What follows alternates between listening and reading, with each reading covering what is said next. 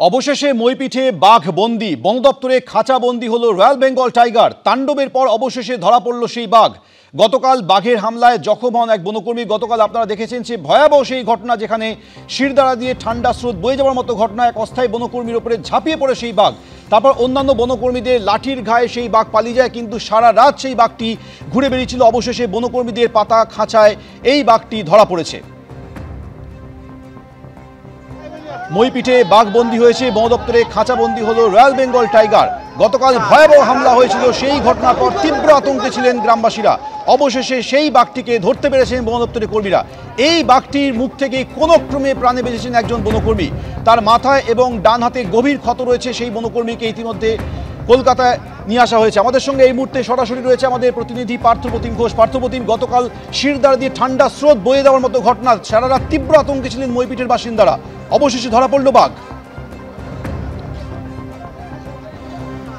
দেখো, অবশ্যই ধরা পড়লো এবং স্বস্তির নিঃশ্বাস ফেললো কার্যত মইপিঠের এই নগেনাবাদ এলাকার বাসিন্দারা। এবং গতকালকে তুমি দেখেছো বাঘে মানুষের লড়াই, এবং কি অনেকেই যে সময় এই যে বিস্তীর্ণ যে জায়গা রয়েছে যেখানে অনেকেই চাষবাস করেন এবং এখানে কাজে এসেছিলেন আশেপাশের লোকালয়, সেখানে এই বাঘ যখন ঢুকে পড়ে তখন কিন্তু একেবারে বাঘে মানুষের লড়াই এই এলাকায় শুরু হয়ে যায়।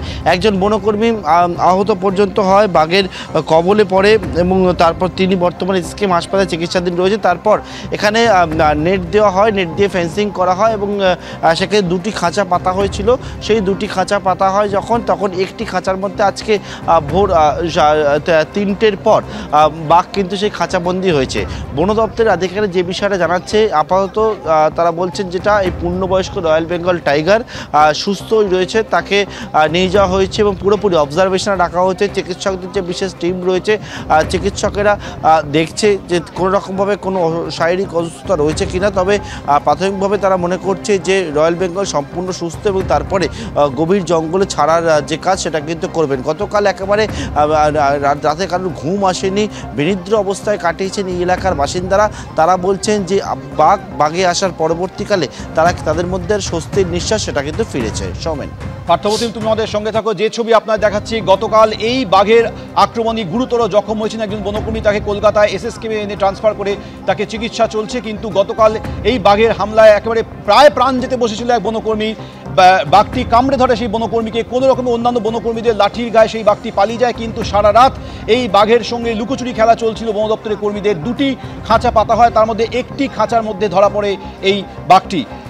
রবিবার থেকে মইপিঠের নগেনাবাদে নদীবাদ সংলগ্ন এলাকায় বাঘের পায়ের ছাপ দেখা গেছে বলে বন দপ্তরকে জানান স্থানীয় বাসিন্দারা। এরপর রাত থেকে জাল দিয়ে এলাকা ঘেরার কাজ শুরু করে দেন বন দপ্তরের কর্মীরা। গতকাল সকালে এলাকায় ঘুরে যখন বাঘের অবস্থান জানার চেষ্টা করছিলেন বন দপ্তরের কর্মীরা, সেই সময় গ্রাম সংলগ্ন চাষের জমিতে দেখা মেলে এই বাঘটি। সেই বাঘটিকে ধরতে গেলে তারপর হঠাৎ করে এই বাঘটি ঝাঁপিয়ে পড়ে। গতকাল সেই ভয়াবহ ঘটনা, এক বনকর্মীর উপরে ঝাঁপিয়ে পড়ে। কোনো ক্রমে সেই বনকর্মীকে বাঁচানোর জন্য তার অন্যান্য সহকর্মী যারা বনকর্মী ছিলেন তাদের লাঠির গায়ে বাঘটি আবারও জঙ্গলের মধ্যে ফিরে যায়। এরপর আবারও ফেন্সিং দেওয়ার কাজ শুরু হয় দুপুর থেকেই।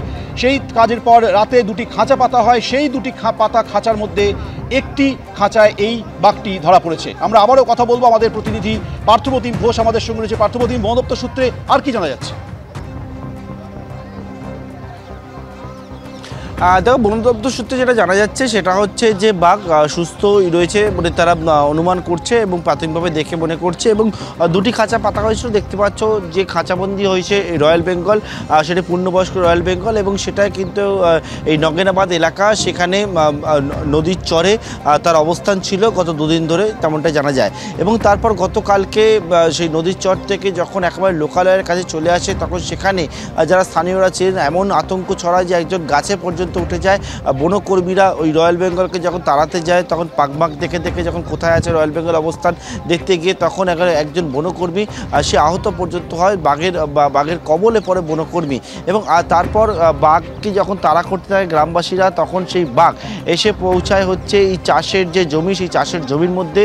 এবং সেই গোটা চত্বরটাকে নেট দিয়ে প্রথমে ফেন্সিং করে ঘিরে দেওয়া হয়। এবং যে ছবি দেখতে পাচ্ছ, আজকে ভোর 3টের পর সেই রয়্যাল বেঙ্গল দুটো যে খাঁচা পাতা হয়েছিল, তার মধ্যে একটা খাঁচাবন্দি হয় এবং সেখান থেকে সঙ্গে সঙ্গে এখানে উপস্থিত ছিল, রাতভর উপস্থিত ছিল বন দপ্তরের বিশাল টিম এবং সেই বাহিনীকে নিয়ে বন দপ্তর তারা কিন্তু বাঘকে সঙ্গে সঙ্গে সেখানে তুলে পাশে যে নদী সেখান থেকে লঞ্চে করে বাঘকে নিয়ে যাওয়া হয়েছে অন্যত্র এবং সেখানেই এই রয়্যাল বেঙ্গলের শারীরিক যে চিকিৎসা সেটা করা হবে এবং তারপরে গভীর জঙ্গলের উদ্দেশ্যে ছেড়ে দেওয়া হবে।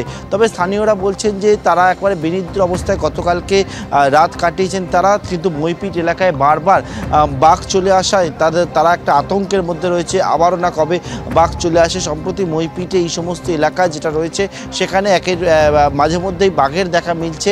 তবে এক্ষেত্রে তারা জানাচ্ছেন যেমনটা আতঙ্কের মধ্যে রয়েছে, বন দপ্তরের তরফ থেকে বলা হচ্ছে যেহেতু এখানে জনবসতি বাড়তে শুরু করেছে, বাঘ এখানে চলে আসছে, ফলে তারাও কিন্তু বনকর্মী যারা রয়েছেন, অন্যদিকে যারা টাইগার রেস্কিউ টিমে কাজ করছেন তাদেরকে সজাগ থাকতে বলেছে যাতে কোনো রকম একেবারেই ধরা পড়েছে, কিন্তু তারপরেও গ্রামবাসীদের সজাগ থাকতে বলছেন বনকর্মীরা। তুমি আমাদের সঙ্গে থাকো।